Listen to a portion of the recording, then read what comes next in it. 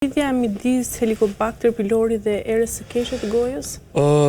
Pak më parë ne patëm përmendur se Helicobacter pylori është një bakter patjetër që nëse rritet dhe nëse kolonizohet shumë shkakton edhe ulcera gastrike, shkakton edhe gastrite atrofike deri tek problemet në duoden dhe deri tek metaplazit gastrik ose është i rrezikshëm nëse nuk trajtohet dhe nëse nuk rregullohet mënyra e ushqyerjes. Tani Helicobacter pylori është një bakter që bën të mundur që të krijojë dhe biofilm. Është shumë i vështirë për të trajtuar dhe nuk kërkohet vetëm me antibiotik. Duhet ndryshuar dhe metoda e ushqyerjes, domethënë metoda e ushqimit. Të eliminojnë ushqimet e procesuara, patjetër në mënyrë kategorike zero alkool, gjumi, aktiviteti fizik. Aktiviteti fizik vendos në punë muskujt intrinseke dhe sistemin nervor parasimpatik. Njëkohësisht, Helicobacter pylori lidhet edhe me aromën e pakëndshme të gojës.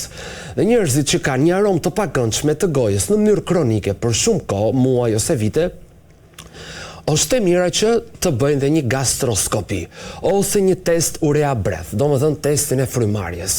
Përse ndodh kjo? Helicobacter pylori ka një enzim shumë të fortë e cila quhet ureaz. Ureaza e zbërthen uren nga pjesa e qarkullimit vaskular ose nga pjesa e qarkullimit të gjakut në amoniak. Dhe ne në pjesën e gojës kemi amoniak. Për amoniaku është ai që krijon si shije metalike ose si një aromë të pakëndshme. Helicobacter pylori bën të mundur që të përdori enzimin, madje prodhon dhe vet ureazën, e cila është enzim shumë e fortë, e cila bën të mundur që urea të zbërthehet në amoniak. Domethënë, përdor këtë enzim për të formuar një substancë toksike e cila quhet edhe amoniak. Dhe amoniaku pastaj shkakton edhe erë të pakëndshme, shkakton edhe gjuhë të bardhë, mund të rrisi kandidën dhe ka lidhje shumë gjendja e stomakut, acidi ulur kloridrik edhe prezencë e këtij bakterit që të lidhet me erën ose atë aromën e papërshtatshme.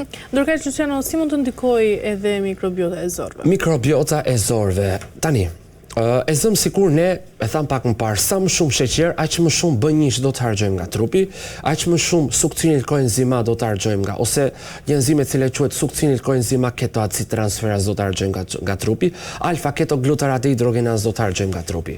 Sheqeri i tepërt, mishi procesuar, sallam, salcice, ushqime me mish të konservuar do të bëjnë të mundur që ne të kemi dhe fermentim të ushqimeve ose copa ushqimore tek muret e zorës së hollë.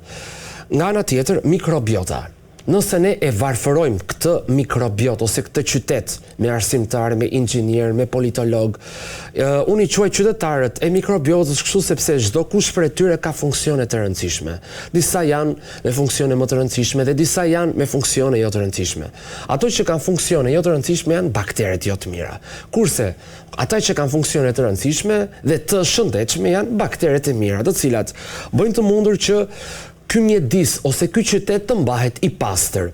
Nga ana tjetër, mikrobiota kur varfërohet nga perimet, zarzavatet, frutat, polifenolët, iridoidet, ksantonët, poliacetilenët, flavonolignanët, acidet elagjike, acidet polifenolike ose metabolitet polifenolik, flavonoidet, pra varfërimi ndaj frutave, ndaj perimeve, ndaj produkteve të cilat janë prebiotik do të bëjë të mundur që të shkaktohet kapslëg dhe do të bëjë të mundur varfërim, që e thash ose e përmenda pak më parë, por do të bëjë të mundur që të shkaktohet edhe kapslëg. Pra, mikrobiota, varfërimi i baktereve të mira ose mikroorganizmave të mira. Bifidobacterium, lactobacillus, Blauthiaubeum, Coprococcus eutacus, Veillonella parvula, Cristenella minuta, sikurse dhe Anerstepis butyraticus, Butyriccoccus pulicacecorum. Pra, varfërimi i këtyre baktereve të mira do të sjellë dhe një mikrobiot të destabilizuar, ose disbioz ose SIBO. Prandaj perimet dhe zarzavatet, frutat, sikurse dhe kefiri, turshit organike, ose larmishmëria, diversiteti i mikrobiomës është shumë i rëndësishëm. Gjithë një perimet e stinës, pra qikoret, lulja e lakrës, sikurse dhe perimet e ndryshme të stinës, frutat e stinës të cilet janë dhe tani në stinën e verës, që është qershia, frutat e egra, manaferat, boronicat, janë shumë të vlefshme, por pjesa qershive është shumë herë më e shëndetshme, sepse janë edhe të stinës. Pra varfërimi i mikrobiotës nga këto lëndë që unë përmenda është një faktor i rëndësishëm që çon edhe në varfërim ose në aromë të pakëndshme të gojës. Ndërkaq ndryshim në erën e gojës, a mund të shkaktojë dhe kapslloku kronik? Dhe kapslloku kronik është faktor i rëndësishëm që ne e përmendëm, nëse ne do të kemi një dietë të varfër ose një plan ushqimor të varfër nga frutat dhe nga perimet. Frutat kanë një lëndë të rëndësishme të cilat quhen kalium, banania ka shumë kalium, boronicat kanë vërtet kalium, piepri, bostani kanë vërtet kalium, boronicat, manaferat, kumbullat jeshile, lëngu i mollës, molla kanë vërtet kalium. Jo vetëm kalium, por dhe nutrientë të tjerë, ose fitonutrient, ose komponent organik anti-inflamator. Dhe varfërimi i frutave, sepse frutat janë shumë të rëndësishme, krahas fruktozës që kanë, që është një lëndë e rëndësishme, që i duhet trupit, kanë dhe substanca polifenolike ose flavonoid ose izoflavon, që këto i duhen trupit. Dhe patjetër, nëse është edhe sasia, pra dhe sasia duhet të jetë në mënyrë optimale, bëjnë të mundur që të varfërohet mikrobiota dhe kapslloku, pra mungesa e hidratimit e fibrave, bën të mundur që të shkaktohet aroma e dëm, aroma e keqe e gojës.